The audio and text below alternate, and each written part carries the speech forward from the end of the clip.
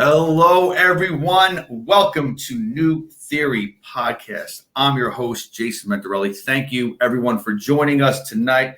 We have a very special guest. Very excited about this, another fellow entrepreneur. And we're going to talk about what, ladies and gentlemen, business, entrepreneurship, a topic that we all love. And also we'll get into sales. Okay, we're going to talk about sales as well. But this is very interesting. This gentleman runs a very successful business. His name is Tommy Mello. Tommy runs A1 Garage Door Service. Okay, 75 million plus in the home business arena. That is staggering. 200 plus employees, and he's operating out of 9 states. If you think it's hard just working in your county, your city, this man operates in 9 states. Very exciting. Tommy Mello, welcome, sir. Thank you for joining us on New Theory Podcast. How are you today? I'm great. Excited to be here. Thanks for having me on. Excellent, excellent. So what I love to do with all of our guests is start from the beginning. Give us a little background on yourself, when you got started, how you got started, and then we'll go from there. So please share with us where you're from and how you got started into this niche. Yeah, so I was born and raised in the suburb of Detroit, Michigan, so Sterling Heights, Michigan. Moved out to Arizona, Phoenix in particular, in 1999. And I ended up getting a master's degree from University of Arizona in 2012. Got in the garage door business. When you grow up in Michigan, when you're a kid, the way you make money is mowing lawns and shoveling snow. So I had my own landscaping business at 15. We didn't have a car. We didn't drive. Me and my buddy pushed our mowers, and we had the mower, the blower, the weed whacker from house to house. So you know exactly what I'm talking about. And I started washing dishes, rookies clubhouse. You got to be 13 to work in Michigan. So I got paid under the table when I was 12. So just learned how to hustle at a young age. My dad owned a transmission shop. My mom was a realtor. They got a divorce when I was about 7. And my mom wanted to keep the house, so she got 3 jobs. She was a server, a realtor, and a bartender. Wow. Worked crazy hours, but made stuff work for me and my sister, who's 6 years older. But, I look at my life, and it was a blessing because my grandma got to hang out with us as much as possible. She was the best cook ever. I got 2 Christmases, 2 birthdays. Wow. I look at my life, and I look at things, and I say, I was blessed. There's so many victims out there that say, for me, my dad did this, my mother did this. I could tell you would start crying if you heard some of the stuff, but I don't look at that. I look back and I say, I was blessed. So got out of Michigan. Mom and dad live here now. They're separated still, but great friends because of me and my sister. And 2006, I started painting garage doors because a buddy of mine said, hey, do you know how to paint garage doors? And I said, no, but how much does it pay? And I was flipping cars. I was flipping both things, total gyms and buying and selling stuff and bartending and everything else. And so I could paint 10 doors a day. He gave me $100 per door. And he worked at a garage door company. He was the manager. Really? Yeah, I got pretty good at it. And hey, hold on, Tommy, give us perspective. How old are you so we can give the timeline? 2006? 38. So 38. We're the same age. Okay, good. Got it. So I would have been 23 when I started because 1983. So, and then I got into the garage door business. I had a partner I brought on and great dude, best friend still, but we went our separate ways in 2010.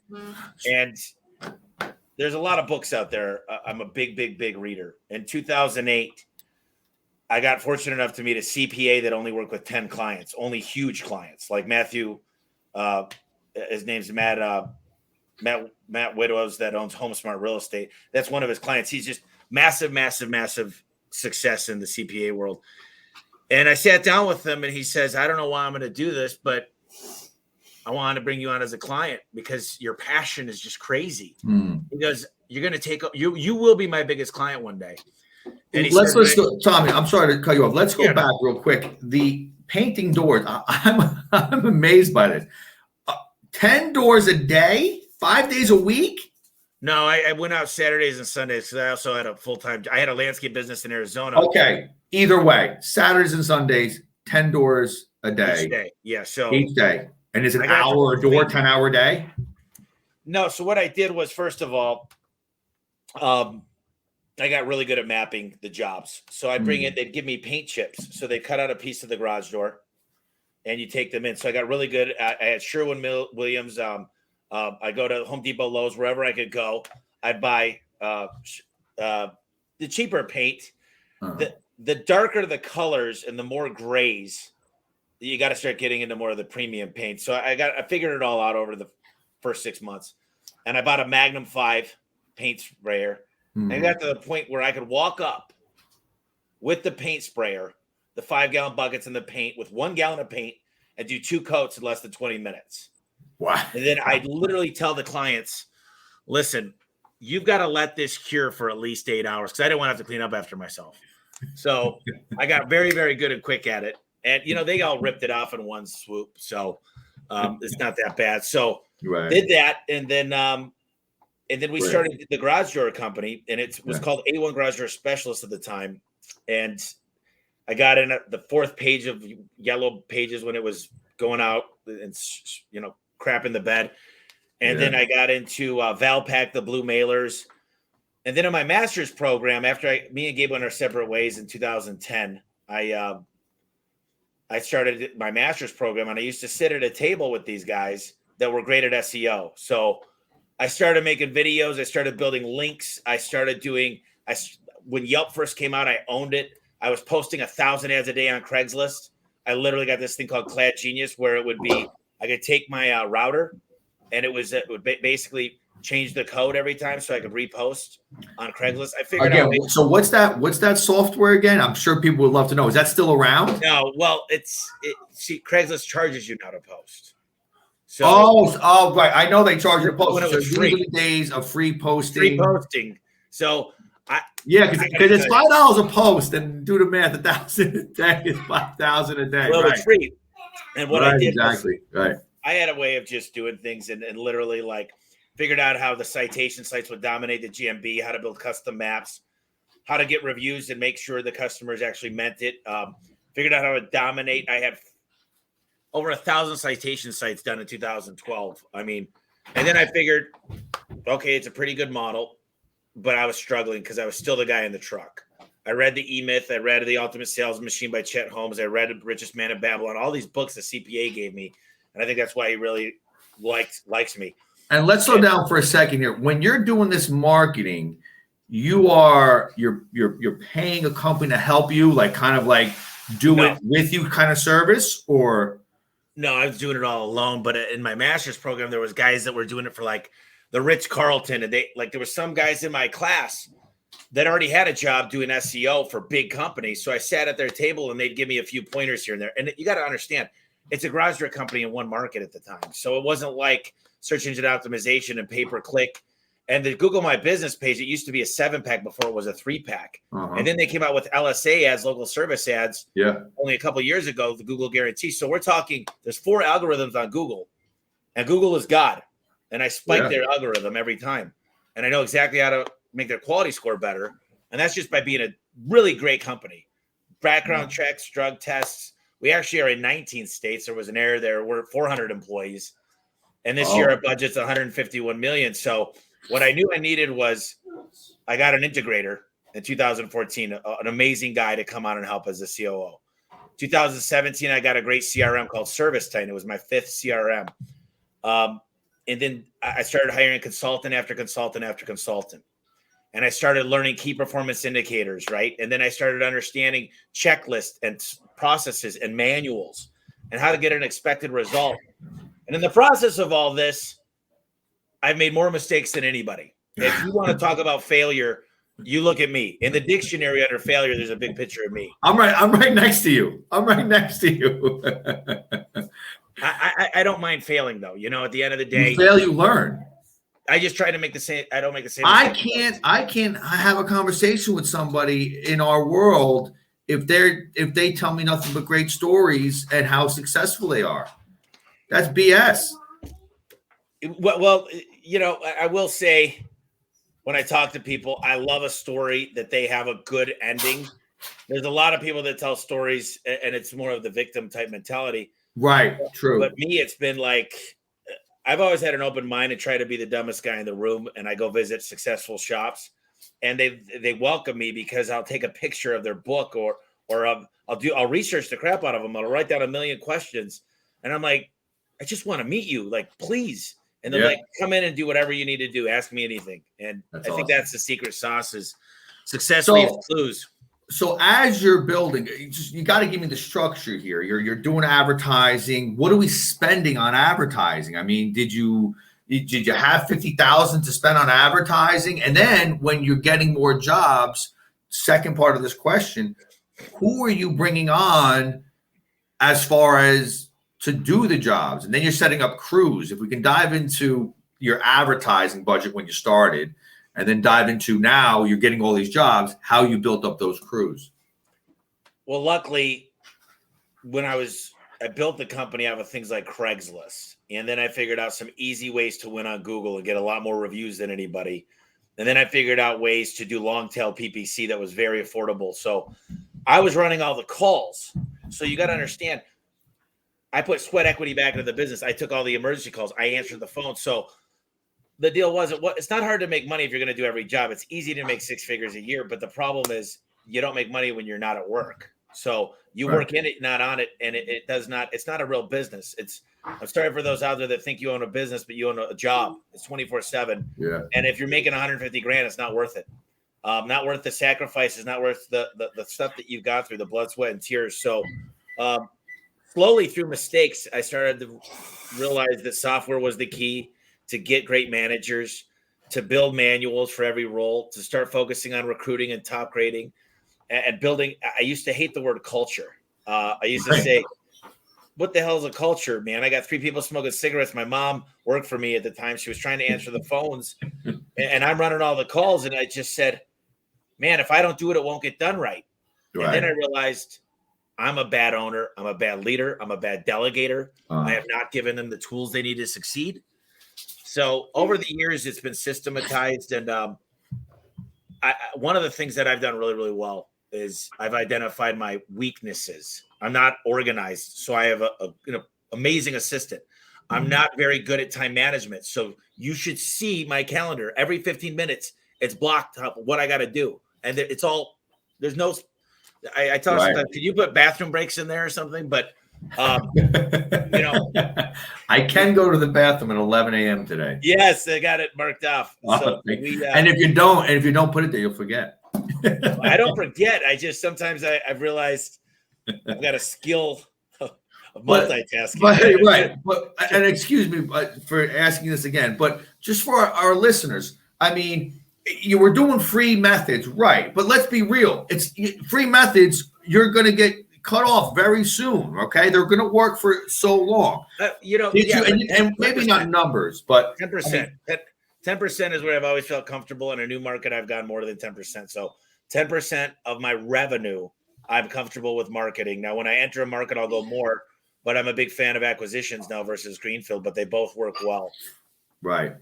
And I can talk a lot about marketing. I mean, listen, I'm a big data guy. I'm a big A/B testing guy. I'm a big conversion rate specialist. I love figuring out what makes people buy. I'm KPI driven. I need to know what's your revenue? What do you want it to be? And then I look at your conversion rate. Then I look at your average ticket. Then I look at your booking rate. And then if I got those, I can figure out your cost per acquisition. And then I can pour gasoline on any company. The problem is they can't handle it because of their infrastructure. So how do you build a company that's built to grow? And don't have the people. It takes the systems. The systems run the business, but the systems also pick the people. See, what people don't understand is, we interview over 200 people a day. We hire about 40 people a month right now. So the ratio of the people, and I hire for attitude and I train the skill. Not most people don't have that infrastructure. I have 7 full-time trainers just in my technician and service and sales side.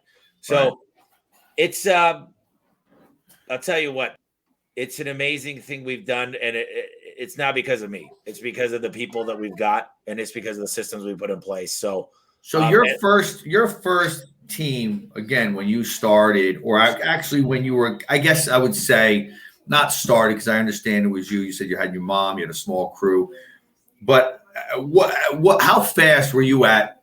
Okay, I had 5 trainers, or 3 trainers, I had my assistants. Were you a year into the business? Were you really built up a team 2 years into it?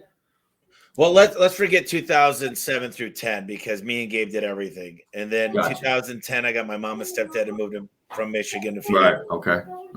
2014, I got my integrator. So I was still in the truck till 2014. So you got to understand, I was going to school from 2010 to 12 for my master's. So long story short is I probably didn't start getting stuff together really, really great till 2017. That's about when I started my podcast. That's about when I got an assistant. And it's taken 5 years. I think I could do it again in way less time, because now I know the exact steps to take. And most people, when you're going into a business, all you have is sweat equity. You don't have investment money. You don't have millions of dollars in the bank. We've got a lot of money in the bank, and I've got more choices than I've ever had. But I'm monitoring. I've got 4,300 call tracking numbers. We're a data technology company that happens to do garage doors. And saying that, you strongly believe that you could actually take what you do now as your systems, okay, and how you built this company, and you could do the same thing for blinds, window blinds. I can go into any home service company in the world, plumbing, HVAC, electrical. I don't care. I'll fix your roofing, gutters, you name it. Yeah. Anything. And the same thing exists. I understand dispatch. I understand CSRs. I understand technicians. It's a triangle of communication. Yeah. And right. I learned a lot of this stuff from Al Levy. He's one of my consultants. He wrote the 7 Power Contractor. Super organized, pretty much retired now. I was one of his last students at my company. But the deal is readers are leaders, okay? Yeah. And look who you hang around with. If you don't get inspired by your inner circle of the 5 people, then you live in a cage. You don't have, 100%. I believe that as well. Who's that? Look at your friends, Dan Pena. Oh yeah. Yeah. He's my kind of guy. He's a little rough for people, but he's my kind of guy. He's like, you've never fought a bear. Yeah. He's the $1 billion, $1 trillion man or whatever. Yeah, right. He's made more billionaires than anybody on the planet. Yeah, right. But anyway, let's get back on topic here. Yeah. So when do you start paying yourself? I mean, let's say, like you said, forget about 2010 or 2007, 2010. When are you like, okay, I'm making, we do this. Yes, we have passion about it, but also we got to put money in our pockets. We got to eat, right? So when did you start seeing the monetary gains from all this work? Was it 5 years? Were you hemorrhaging money, or were you able to stay afloat, break even, pay yourself, eat, whatever, put clothes on your back? But then at some point, 5 years into it, you really broke loose and started making some real money. So let's talk about that side of the business. I would say I always paid myself decent. It wasn't ridiculous. I've always given myself, but I was bartending sometimes at the same time. And I had ways to make money. I had my landscape company that I really didn't do anything with, giving me, an extra 10 grand a month.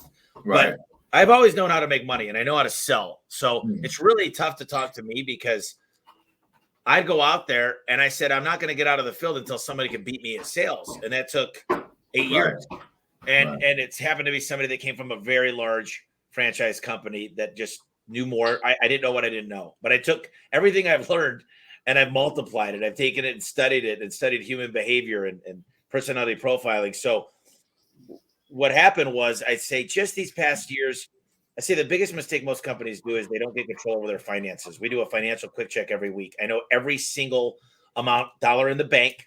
I know every single expenditure. I've got I'm in 29 markets, 19 states. I've got a P&L, or I've got a balance sheet and an income statement that we analyze each one of those, and we say, what's going on here with COGS? What's going on here with this? What's going on? And we identify the problem. So there's not a lot of people that do this. They don't run a company. Like I said, they think they do. They say we're business owners, but they're really not. Right. They don't have the financials going on. They don't understand like when I talk about this stuff as an owner now, I'm involved with a lot of stuff, but I'm not really involved in anything. It's kind of weird. Now I'm kissing babies and shaking hands and giving orientations. And right.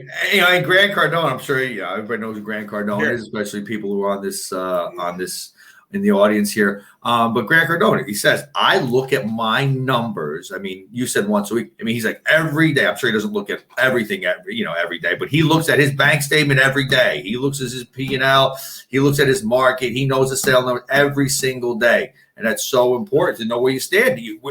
Hey, come on. It's like in sports, your last game, how many hits did you have? How many catches did you have? How many completed passes did you have? Those are your stats right there. Look, I got my CRM open. I got 4 monitors here. And I'm in my CRM. I'd say I check it 5 times a day. And there's certain custom reports that I have that are built for me that are really, really high level.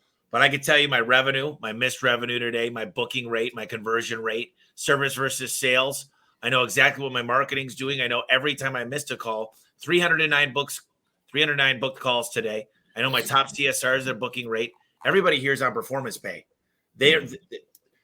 I was in my office years ago in another building, and someone came in and we started to have to give yearly reviews and give these hourly bonus crap. And finally one day, a guy calls me up and he goes, dude, thank you so much. I made $3,000 this week. And I jumped up and got excited. And because he was on, I don't like the word commission. He's on performance pay because we do a lot of things. We check at the reviews, the errors, the recalls, and that's implemented into the stuff. But he's motivated like I'm motivated. And so we came up with compensation programs for everybody. I've got CSRs that can make $30 an hour, but they better book a lot of phone calls and have a 90% booking rate. They better show up on Mondays because that's the biggest day.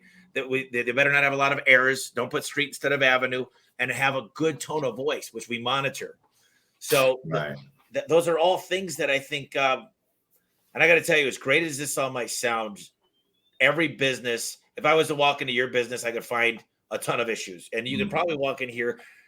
There's no business that if a consultant walks in, they'll say, give me your USP. And if you don't have it at the top of your head, they'll say you failed.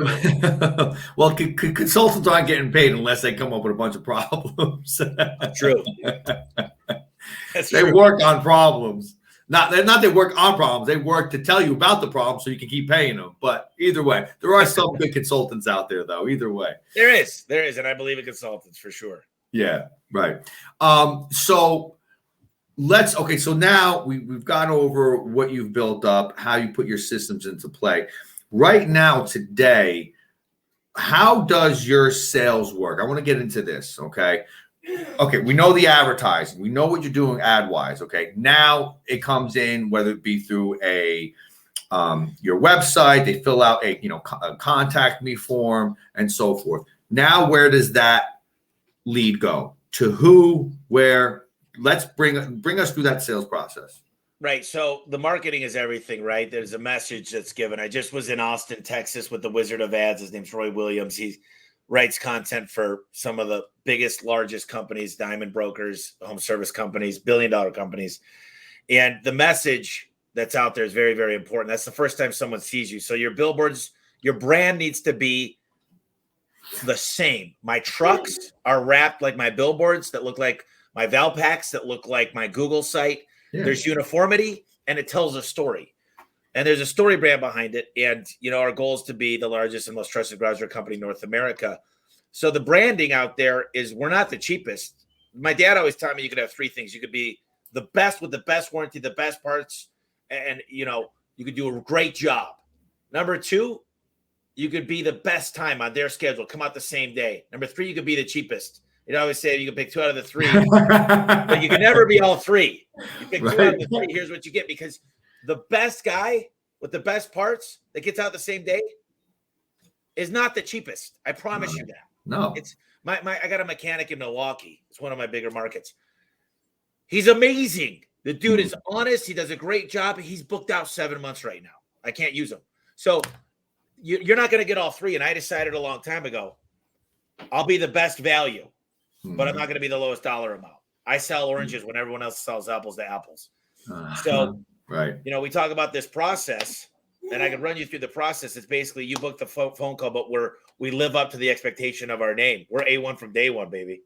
So Gotcha. we got to live up to that. Right. So depending on the market, that lead goes to into the CRM, and then every day we've got what's called capacity planning, and we've got to build routes and make sure that we've got room in there to get emergencies, and we got to be able to move things. So the dispatcher's job is to get the right tech to the right property at the right time, be able to move things, be able to understand demand capacity boards. The CSR's only job is to book it and book it right. And then the technician's job, our software texts the customer on the way. It's got a Uber-like feature, tells them where he is. And then there's so many things that we need to do right. All my guys are drug test, background check. They all smile, eye contact, body language, tonality. Right. Yeah. We train. When they're done training, we train again. And then we role play again. Right. And I'll play with your dog.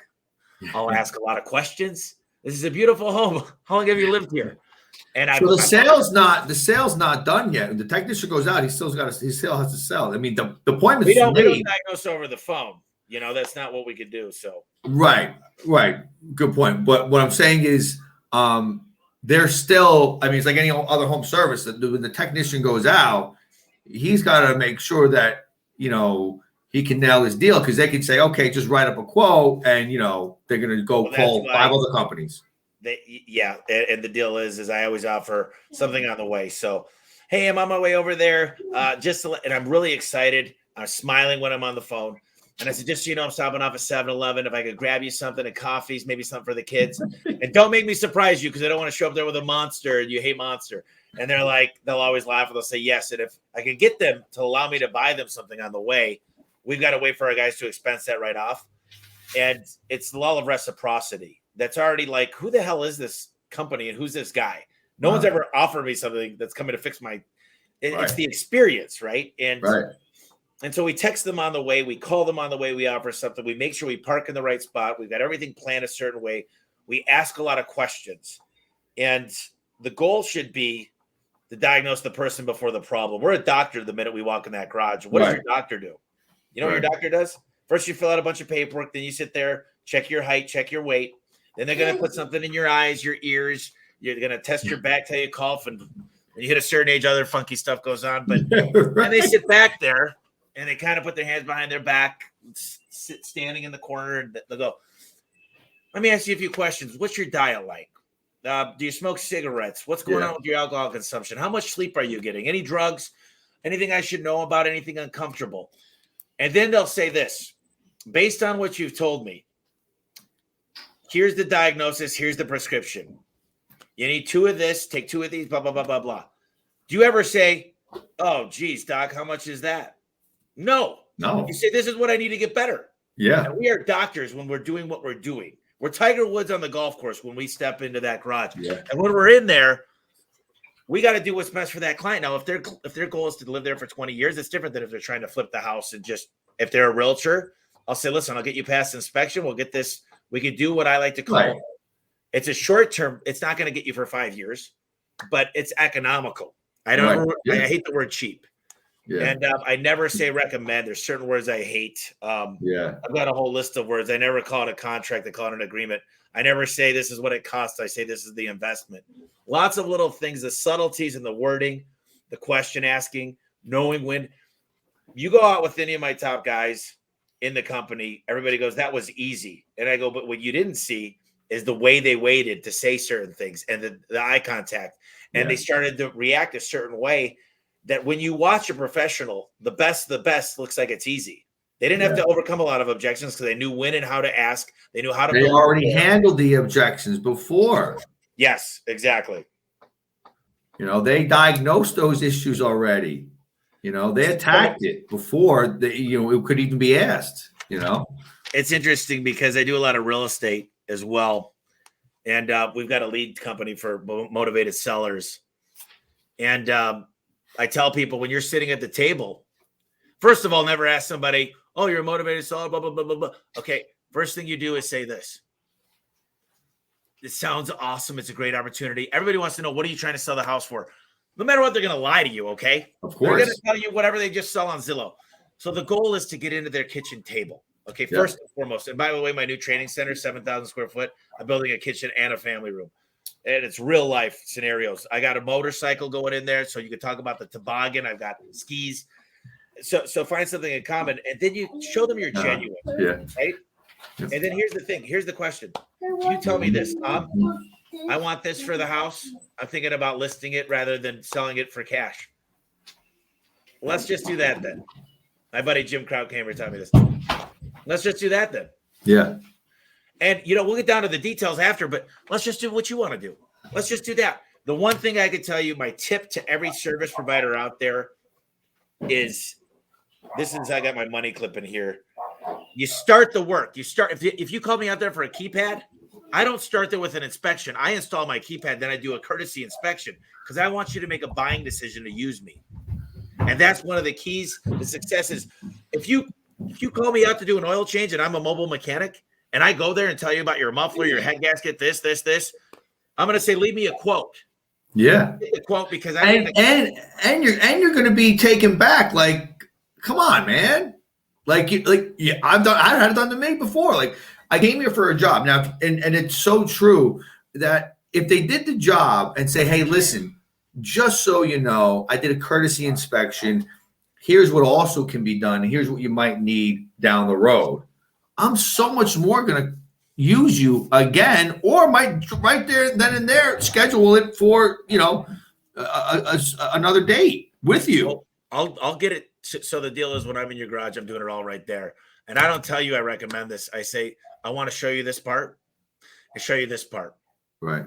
Now, let me give you an analogy real quick. This is a bearing plate.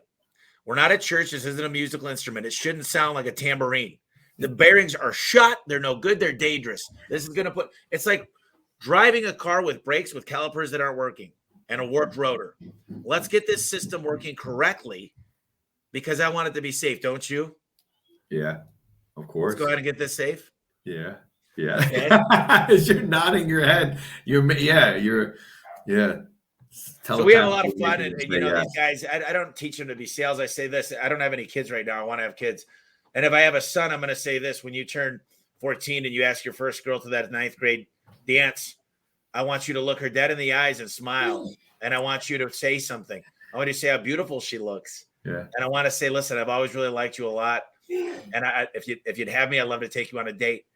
But you got to be confident. You got to believe in yourself. You got to tell yourself you love yourself. Yeah. I mean, you got to be confident, but in business, you got to know your parts. You got to know what you're talking about. A lot of people I see, they think they can get over the easy way and just be salesy, which is cheesy and corny and leave out the details. You don't bore your customer with the details again, because you're gonna lose them, right? But you gotta know what you're talking about, not sound. You gotta know what you're talking about. So educate yourself, and also know how to sell. Educate the customer. We go through. I said, guys, you guys go through 8 weeks of training before you're even allowed to touch a customer's door, and that's if you're lucky. Now, here's the thing. I've got an exact process that works every time if they follow it. So we go through a whole process, and they get to learn it right. And at the end of the day, we measure these things. We measure what gets measured, gets managed, right? And we measure conversion rate. We measure average tickets. We measure these things. But, don't let any company fool you. If they're not measuring these things, they're fools. Right. People say you just care. You know what else I measure? I measure how many homeowners do we have in the company? How many babies came into this world? How many people got to go on their dream vacation? I measure how long it takes to get a customer's door installed for the customer's sake. I measure how long it takes to ring. How many rings does it take? We measure things that matter to everything and everybody, because in this world right now that we're living in, with the way it is with recruiting, you can't be hiring the people that we're hiring unless you really give a crap about the people. Of course. And you give them a lot of benefits. And I'll tell you this, 1 A player equals 3 B players. That's a fact. You get 3 $15 an hour people and get one $25 person. That $25 person will run circles around. You're paying 45 for the other 3. 100%. Your retention, your workers, that's important too. Your workers staying with you, right? Oh yeah. Well, you can't have them coming in the front door while the other guys are leaving out the back, and I've seen that happen too. Yeah. It costs a lot to trade, man. It costs a lot. Yeah. So let's just give us a couple pointers on something that you wouldn't do that you did do that maybe you thought was important starting out, or even maybe not just starting out in the very beginning, but when you had the ball rolling, you're like, man, you know what? That was a mistake I could have avoided. Is there any examples that you see that, hey guys, this could also happen to you, even if they're in different businesses? Yeah, there's a lot of things. I mean, I can't tell you. Number one is I would say don't hire a $65,000 person in your financial team for 50 hours a week. I would say get a $400,000 person to work 5 hours a week, and they'll run circles around the full-time $65,000 person. Mm-hmm. So you're paying them maybe $400 an hour for 5 hours a week, or whatever it is, $300 an hour. Right. But whatever it is, Mm-hmm. keep control of your finances. Number one. Number two is you started the company with nothing. It paid you money. You could go out and pay yourself and say, I deserve all this stuff. We deserve an RV. We deserve a snowmobile. We deserve. But if you start putting the money in when it really starts to pay and reinvest, it starts to quadruple, then 10 times, then more. And I think that people miss that because they talk to their husband or wife and they say, we deserve this. The business brought you this. I've got a little bit of ADHD. And I think most entrepreneurs do it. And I'll tell you, all of a sudden we hear about the guy flipping houses. And then we say the guy that bought the bar. And then we say a guy that's doing this. And all of a sudden you get your eye off the ball. Yeah. And I would say read the book by Gary Keller. It's called The One Thing. And if you get a chance, read Essentialism. And you'll understand that if you put my buddy, I put this in my book. My book's called The Home Service Millionaire. And I said, dude, I like to have my eggs in a lot of baskets. He goes, Tommy, look at me right now is what he said. He said, imagine if you put all your eggs into one basket, it would overflow. Mm-hmm. And so I really had to focus and get my ADD and keep my eyes forward on the ball. And that's where a lot of people fall short too. They look at another shiny object, and they want to do 5 different things, especially maybe in just one business, let alone going on to other business. They want to start, another business after they start this one. This one, they didn't even really start this business yet. It's not even making money. They want to start another business because they heard it makes money or something. But even if, niching it down in specifically and concentrating just on that. I mean, that's the point here. I mean, that's the point you're trying to make, right, Tom? Yeah. And I'll tell you this. Is with key performance indicators, with the facts, with the numbers, they allow you to make great decisions. We got out of commercial completely. We didn't touch it. I got out of Home Depot completely. I got out of a lot of things knowing it was 30% of my problems and 3% of my profit. So I think using financials, using a CRM to make decisions, but it's crazy. 151 million. I'd like to be at 20%, which is 30 million profit. You got companies in my industry, not in home service, that are getting 20 times EBITDA.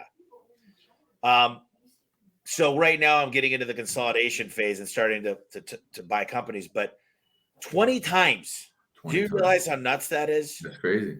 It's yeah. Just so you know, this is the most important thing for people out there to understand. And you understand this, I'm sure, really well, but there's this crazy word called arbitrage. Yeah. And I could buy something. Yeah. I'll give you an example. I used to buy stuff on Craigslist and sell it in Arizona Republic, and I could double what I paid for it. So I was a middleman. It was arbitrage. Yeah. But when I buy a company that's $1 million of EBITDA, I might pay $5 million for it, but the day I buy it, I'm worth 18 because I'm putting the systems, I'm putting the core into it, and there's a certain return on investment that people are willing to pay for. Of course. With our systems, because I used to be such a piece of the business. Now I'm not. Now if I disappear, the company still goes on. If my top guy, all my top guys disappear, for some reason, we all go on a 2-week vacation. We don't skip a beat. Shoot, sometimes they do better without me here. So let's talk about that. Moving forward, growth. You're talking about acquiring other companies in the same sector, of course, right? We're on that page, right? Am I saying that correct? Yeah, so it'll be garage doors. We're looking to get into garage door flooring and garage door storage, but we're starting with just expansion into garage doors.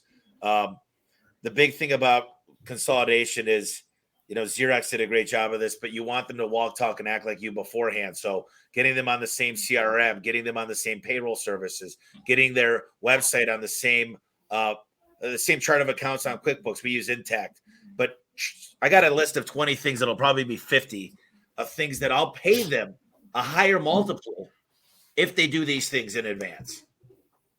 Nice. So then it's like the integration goes super easy. And here's the cool thing: if I could coach them, and they could see me, and they could use my training videos, everybody already knows me there, and they know my team. So they go, I'm their trusted advisor anyway. They know they're going to get paid. They know we're successful. You walk into our shop. Yeah. This is 34,000 square feet. We just bought 44,000 square feet next door to us. So we got plenty of room here. And your space is filled with what? I mean, obviously your workers, but I mean, what do you got in there? Supplies you have? Yeah, we got some supplies. We've got a training center. We've got a call center. We've got a dispatch center. And then we build custom doors in part of it. So it was interesting because I ran out of room in this parking lot. So I had to buy the building next door, basically. And it happens to be in an opportunity zone. You're expanding. You're not moving to a bigger location. You're keeping both locations. We're keeping both, yeah. Wow. Well, no, it's cool because a lot of that place is rented out. So I took the whole bottom floor for our new training center, 7,000 square feet. I took another section for our trainers, but the rest of it's still rented out. So what I'm going to do is, as these rents come due, I'm going to raise their rents or tell them they got 60 days because I could use the space, but I don't need it. So more value. It's more, well, value add is more valuable to you. So I'm raising the rent and I'm going on a month by month lease. So I can know within 30 days if I need that. My goal is never to take advantage of people. It comes full circle. I want to make sure I'm never going to surprise a business owner like that. I'm not shisty like that. I want them to know that I'm a good person, but overall, I'm making a decision for 400 people a lot of the time, and they're taking care of 3 people. So that's 1,600 people in my mind. So when I got to let somebody go and I don't do that, I'm a good cop. I got a couple bad cops around me here. But if we got to let somebody go, it's for the better good of everybody. And that's the way I got to think about it is we're taking a sacrifice, even though I like this person. We've been on a performance improvement plan. And I remember I had to fire a guy in 2011, and it's December 17th. And I tried. One of these stories. Oh, Lord. Well, go ahead. I'm sitting there with my stepdad, and I go, "You going to do it or I'm going to do it?" And we're talking, and he walks up, and I'm like, "Ah!" So, and it's like, so I'm sitting there like this, and my stepdad's not saying anything, and I'm turning red. He's turning red, and I go, "Mike," and Mike's probably in his mid-40s. He's got kids. Yeah. I'm like stuttering. I'm like, "Dude, I like you a lot. I just can't afford to keep you on the schedule," is what I said. And he goes, "Are you effing kidding me?" He goes, "It's Christmas, and I got kids." And I go, "I know, but we can't afford you losing money for us." And this is, I wasn't good at business, man. This is like, and I got to tell you. Did you end up firing him, or did you say, "We'll work this out"? No, we fired him. Yeah. So when it comes to laying people off or firing people, is it obviously if somebody's a total jerk, you don't want them in your organization at all. But really, is it look at the charts, look at the numbers, and they're not meeting our standards and see you later? Or is it they're not keeping up with our standards? We need to retrain this person. We need to figure out what's going on, work with them for X amount of time, 30 days or whatever it is. And then if it's still not working, how do you look at that and letting go of somebody or giving them another chance?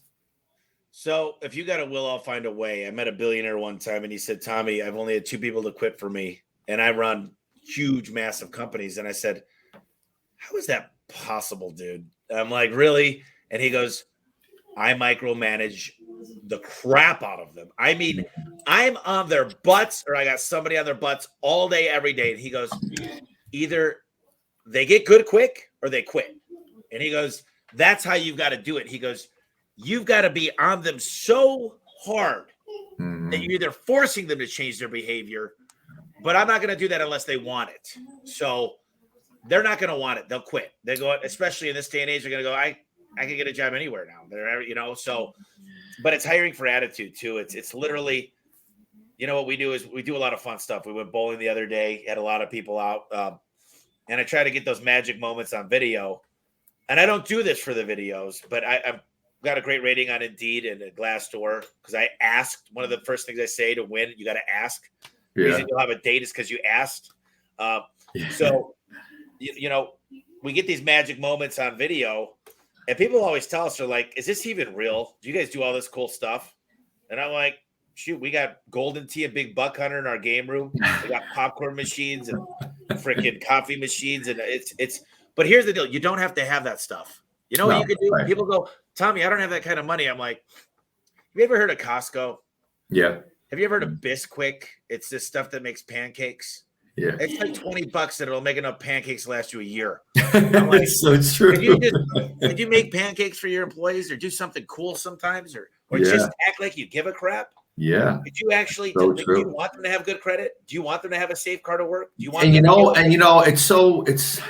you hear business owners complain about there's no loyalty in the market with their workforce or the workforce. And it's funny because a lot of business owners aren't loyal back and they don't show appreciation, so we are in a time where employees are saying, well, I'm going to give, 60 hours a week to your business. And I'm sitting here making you a ton of money or whatever. It's a good employee. And you don't even send me an email saying, hey, how's your day? Thanks. That was great what you did last week. Your numbers are phenomenal or whatever.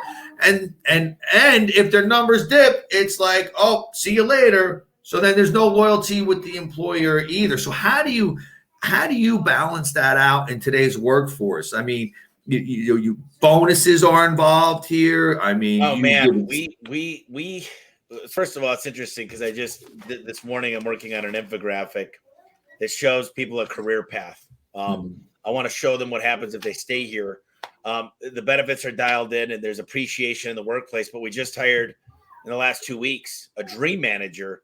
Their job is to help our employees accomplish their dreams, fix their credit, become homeowners, and really find out what's important to them. If they want to go on a trip with their dad fishing that they've never gone before, then we got to make that happen. So, my vision has to be big enough to cast a vision for 400 people right now. Yeah. To make sure they're accomplishing their goals. And I'll tell you this. Now for me, it's legacy. I've got enough. I've done well, and I'm fortunate. I thank God every day. And this is not me gloating by any means. So now it's like, holy crap, who can I take with me? Because I'll tell you what, don't enjoy the destination, have fun on the journey. And I'll tell you what, we're taking 40 people to Cabo. That's awesome. On March 4th. That's awesome. It's cool, man. And they made the Pinnacle Club. And that's and you have steps, Pinnacle Club or whatever it is. Pinnacle Club, man. We came up with this and we do all kinds of stuff, man. It's so much fun. And I get up there every week. 2 weeks ago, I wrote down Believe on the whiteboard. 220 employees were there. And on Zoom, a lot of it Zoom. There was about 70 guys in the room. And I said, guys, if you believe in me, you believe in A1, you believe in our process, then I'll believe in you. And it'll shine. I said, if you don't believe that we're the best, then tell me why and I'll fix it. But if not, we need to believe together. But Tommy, is it really an open door policy? I mean, come on. A lot of people want to gloat and say, oh, anybody can approach me, talk to me. Do you truly believe that you have an open door policy and anybody can come to you and say, we don't like this or I don't like this. Can we change this? And you're open ears. Well, now I say this. I used to be like that. And now I say there's a ladder. And you got a direct supervisor who has a supervisor who has a supervisor. Look at the org chart and respect the chain, because if I go in there and disrespect my managers, that's way worse. But I'll tell you this. I write down during my orientation my cell phone number, and I say, if you got bad news, call one of those three people. I don't want to get it. You got great news, you have a breakthrough, you do great, you're happy, then I want you to text me and I want a phone call. I was in the military, so I'm a strong believer in the chain of command. Like, we have these people in this place so they can handle it. But yes, those people that you report to can come to me with those issues. And if it comes to me, and it has, and when it's moved all the way up the ladder, I've gotten involved. But if there's a chain skipped, it's a real issue. These people say they feel taken advantage of, and they feel undermined, and the management, they need to feel empowered. And I respect their decisions if it's based on facts, but you got to show me the facts. I don't want to make decisions based on what you think happened last weekend and why they called out sick. It's not your responsibility to figure out if they had COVID. There's just certain things. COVID's thrown a big ringer in this whole mix, and I got to tell you. Oh my God! I got to tell you this, and I'm not happy about this nasty virus, but I'll tell you this: during adversity, we strive. We strive so much better. You give me a bunch of lemons, we're drinking lemonade today, buddy. I'll tell you that. Yeah. Do you watch the show Billions? I've watched it a lot. We've got that gal in there that's kind of she's with the prosecutor. I've seen like the first season. Okay. Well, anyway, the main character, the billionaire on the show, he has a right-hand man. His nickname is Wags, right? Yeah, I know what you're talking about. Yeah. Anyway, that gentleman, do you believe when you reach the heights that you've reached, there's a person in your organization that literally knows every move you're going to make next, that is your right-hand man or woman? Is that something you believe in? Do you have somebody in your organization like that? I do. And Adam, it's if you read the book Rocket Fuel by Gino Wickman and Mark Winters, it explains that Walt Disney, he was a visionary. Right. The visionaries always need a good integrator. With Roy Disney, his brother that no one really knows about, Walt Disney didn't know what was in the bank account. He didn't know what he had to get by the contractors for the rides. He didn't know anything. He had an imagination. He was a visionary. He lived in the clouds. That's me. And I need good people. Thankfully, I've got a strong brain for math, and I actually can appreciate financials. But the fact is that I need – but what happens over time is you can't have two visionaries. You don't want to find like-minded people for a visionary, because then you guys get ideas all the time. Nothing gets done. Right. So now I've had multiple integrators, and it's weird because I will tell you my top guys are still my top guys, but now I want to consolidate 100 companies. So I had to go out and find people in the last couple of months, and I'm still bringing on a couple that have been where I want to go. I do not want them to learn on my dime. Yeah. I do not want to have them to I'm literally bringing on people now that say I've done this before. I've done an IPO. I've literally done an exit. I know, I understand these, and it doesn't need to be an IPO. It could be, there's a lot of ways to exit, but options are great. But the fact is a lot of times I've done a pretty darn good job of reading a lot of books, getting a lot of consulting, and I'm always trying to grow. And I had there's this company called Next Door Network. They do HVAC plumbing consulting. And the CEO sitting here, we're good buddies. And he goes, Tommy, you're going to take over the world, dude. I love you. You're great. But he goes, my question for you is, how the hell are you going to make as many leaders in the amount of time? He goes, how are you going to develop people? Right. And so that's been on my mind, is how do you develop people? But it's done through a lot of TLC, and it's done through a lot of understanding. I sit there at meetings, I got to tell you this, and I go, I literally joke around like this when some of my guys are up, and I walk up there and I was like, now who's ready to get the meeting started? I'm like, everybody raise your hands, take out your cell phones, and tell me who you're going to call today that's going to inspire you. Yeah. I'm like, guys, this is the real deal. And I lower my voice and I say, guys, do you understand what that means? Do you understand? And I got a microphone, and it changes the game. And that's the deal. That's what I got to do. I know my role. But my integrators sit around and they take care of things. They see it to fruition. They make sure stuff's getting done, because quite honestly, I'm here to network. And I'll tell you this, Grant Cardone will tell you this, a lot of great millionaires out there, lots of great companies. Millionaires have good foundation. They got good KPIs. They got good work ethic. They got a mission, vision. Billionaires know how to network and motivate. Yeah. Billionaires, that's what they do. They know how to make the right phone call at the right time and get the right person on it.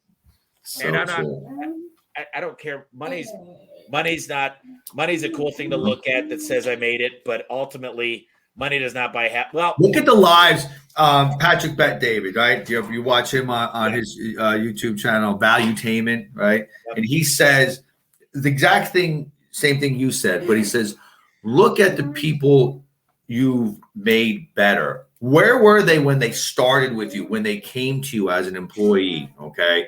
And where are they now? And whether they're still in your organization or they left, if they're in your organization, are they better? Are they in a better place, whether it be financially, in their life? Okay. Did you help better them? Or if they've left your company for whatever reason, okay, are they in a better place? Who are the people that you mentored or that you hired that you actually made better and put in a better place, whether they're with you or not? And that's very important too. And I'm sure you believe the same thing. I mean, really, what else matters? I mean, look, I live comfortably. There's a lot of people out there that say after a certain amount of money, it doesn't really matter. Here's the deal. How many people can I affect is my goal. I don't follow anybody else but Elon Musk because he's the winner. There's only one winner right now. He surpassed everybody. And he's the guy that's setting up us going to Mars, setting up rockets. He's setting up the cell phones for everybody for free on satellites. He's setting up energy, the energy grid, and he's redoing. So I don't need to go look at. I like Grant Cardone. I like all these Gary V and all this crap. But there's only one guy I'm chasing. Yeah. I only want to be the best. My core values are right here, and right there's the second one. Aspire to be number one. My dad didn't get mad. He never was excited with me when I lost. I played baseball, soccer, football. You name a sport, I was probably playing it. I golfed when I was 7. Golf team. Yeah.